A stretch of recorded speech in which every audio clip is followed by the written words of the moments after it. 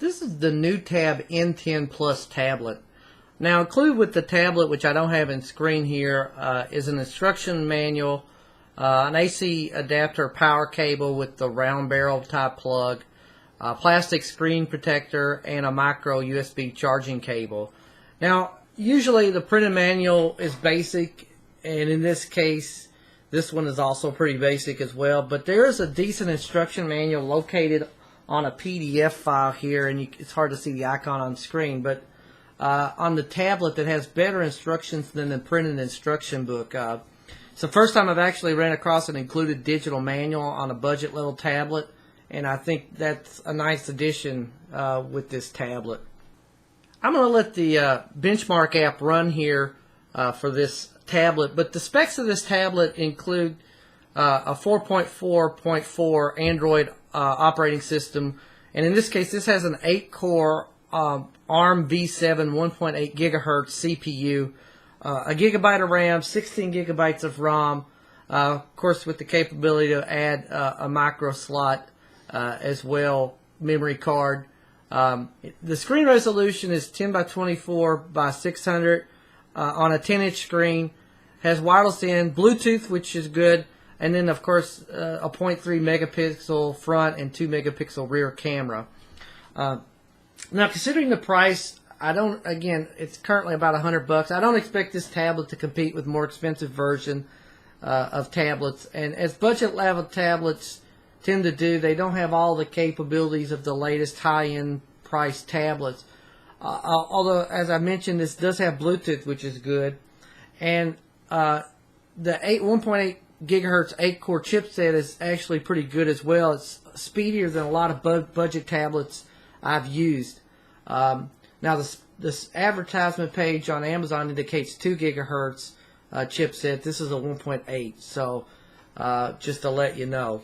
Now, I've ran the 2 different benchmarking tests. As you can see, I've got one running now, with one ranking its multi-core speed around an S4 and single-core speed just below an S3, with another of the benchmark apps ranking the tablet just below an HTC tablet, or an HTC phone 1. So considering it's a budget level tablet, this is pretty decent rankings, I think, in terms of benchmarks. With that being said, for web surfing, checking email, streaming video and playing some games, this tablet will do the job just fine. But of course, with it being a budget level tablet, there's going to be some sacrifices in terms of certain things. Now, the screen resolution, to me, at 1024 by 600 is a bit of a disappointment for a 10-inch screen. For most part, for the most things, I say the resolution is okay, but not as sharp as what you'd see with more of a true HD screen resolution. And the clarity of the screen when viewed at an angle suffered a bit, and I don't know if you could really pick that up on the camera, but the viewing angle suffers a bit, but that's not unlike most budget tablets. In addition, the camera resolution is pretty poor with the 2 cameras, and considering the latest generation of phone cameras hitting 16 megapixels, budget tablets have fallen pretty far behind in that respect. I'm not one to use a tablet as a camera, but if camera ability is something important for your use, then this tablet, like most budget tablets, will be a disappointment. Even with using a camera with a messaging program like Skype or whatever, you get a passable but grainy image. Now, this tablet's a bit over 10 inches by 5.75 inches and about a 1/4 inch thick. I'll kind of show you that there. The one side of the tablet pretty much has all the controls, as you can see there, with the ports, the power button, reset, headphone port. They actually mark pretty well, which is good.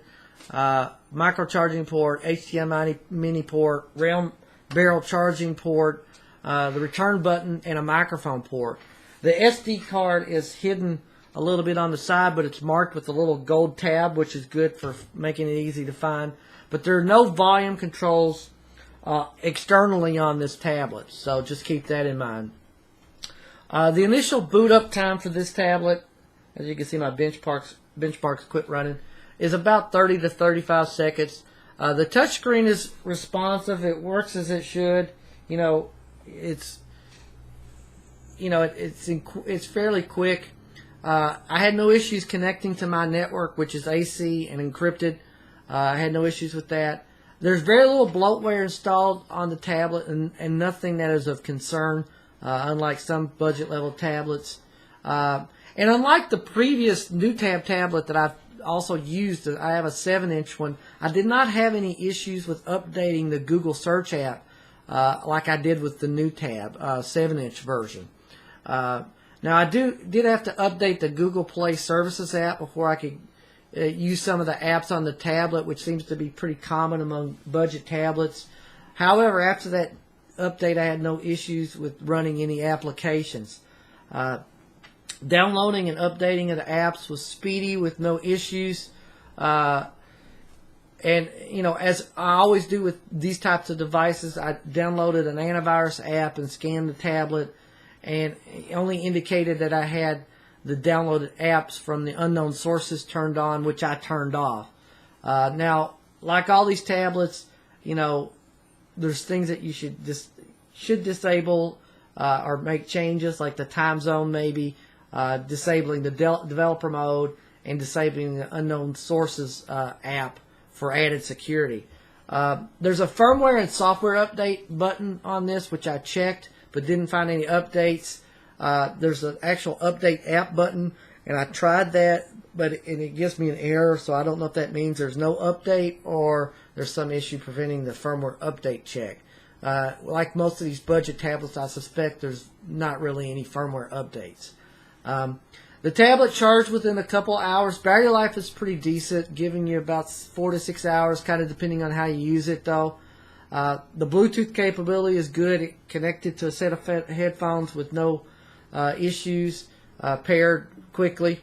Now, like most budget level tablets, you have limited space for apps. And as I always say with these tablets, it's always good to add at least an 8 gigabyte memory card or more, because of the fact that you'll quickly run out of space if you're wanting to download a lot of apps or games. Now, I initially tested this without any additional memory installed. I had no issues updating or installing apps, and I downloaded several apps and didn't run any memory or space issues as I have sometimes with other tablets. But again, it's best to move as many apps as possible to an SD card and and clean the cache or get a cleaning app to help avoid those issues. Now, streaming videos with this tablet played pretty smoothly, but again, the screen resolution and sound is not going to be as sharp as higher-end tablets, and you got that limited viewing angle in some respects. But the screen brightness, the clarity, and the view at the right angle is actually pretty good. On the tablet, there's an included video commercial that demonstrates its video playing ability. It plays smoothly, and I pretty much deleted that right after to save space. Now, I'm not a huge game tablet player, but the ones I tried worked with no issues. But again, because of that limited space and resolution, you might have some issues with some games with this tablet. The sound itself was okay, and kind of what you'd expect in a tablet from this price range. It appears to be a single speaker on the back, as there's only one vent. But it's not going to blow you away with sound, but since you can add Bluetooth speakers, that's not particularly a major issue with me.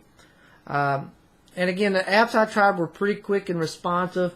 As you can see, I ran the benchmarking app and it completed the test with no issues, and really had some pretty decent results for a budget level tablet.